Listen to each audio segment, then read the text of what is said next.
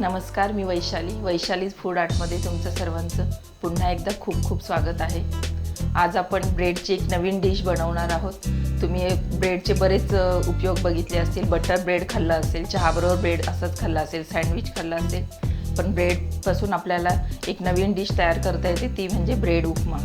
चला तर मग बघूया आपण ब्रेड उपमा कसा बनवायचा। आपण हा जो ब्रेड आहे याचे आपल्याला छोटे छोटे तुकडे करून घ्यायचे आहेत। तुम्ही बघू शकता या पद्धतीने, जास्त मोठे नाही करायचे, या साइजचे तुकडे करून घ्यायचे आहेत आपल्याला।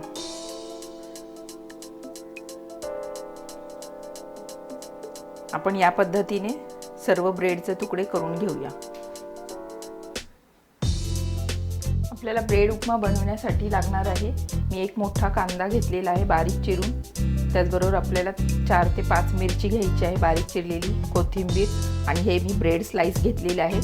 त्याचबरोबर आपल्याला मीठ लागणार आहे, चवीनुसार हळद, तसंच राई आणि जिरे। आपण आता उपमा बनवायला सुरुवात करूया। तुम्ही बघा, हे पूर्ण मी 6 ते 7 स्लाइस घेतले होते ब्रेडचे, ते असे मी तुकडे करून घेतलेले आहेत। आपण आता उपमा बनवायला सुरुवात करायचं आहे। त्यासाठी मी तेल गरम करायला घेते। सर्वात प्रथम आपल्याला 2 मोठे चमचे तेल घ्यायचं आहे। तेल गरम झाल्यानंतर आपल्याला 1 चमचा राई घालायची आहे तेलामध्ये। तुम्ही बघू शकता तेल गरम झालेले, आपण राई घालूया। त्याचबरोबर 1 चमचा जिरे घालायचं आहे। त्यानंतर आपल्याला यामध्ये कांदा घालायचा आहे। कांदा, कढीपत्ता आणि मिरची।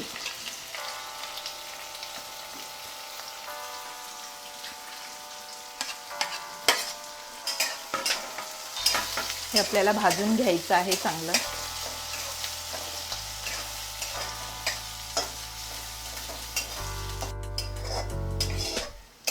तुम्ही बघू शकता कांदा आपला भाजून झालेला आहे, कांदा आणि मिरची। आपण यामध्ये आता हळद घालायची आहे। 1 चमचा हळद घेतली आहे मी। चवीनुसार मीठ घ्यायचं आहे, 1 चमचा घातलं मी।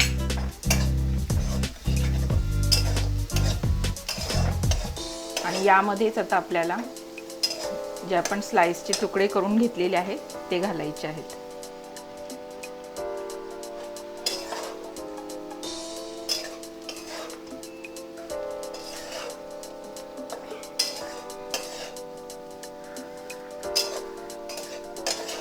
हे 5 ते 7 मिनिट आपल्याला परतून घ्यायचं आहे चांगलं। एक झाकण ठेवून आपण याला एक वाफ देऊया।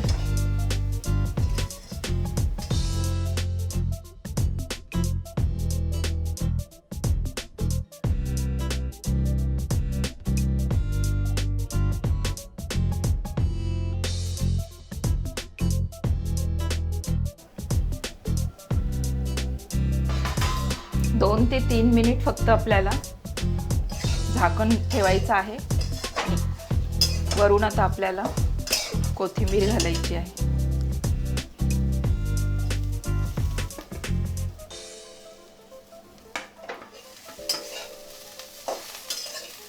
आणि तुमचा आता हा ब्रेड उपमा खाण्यासाठी तयार झालेला आहे।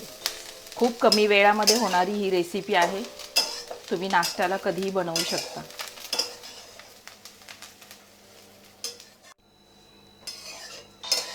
उपमा मी डिशमध्ये काढून घेते आहे।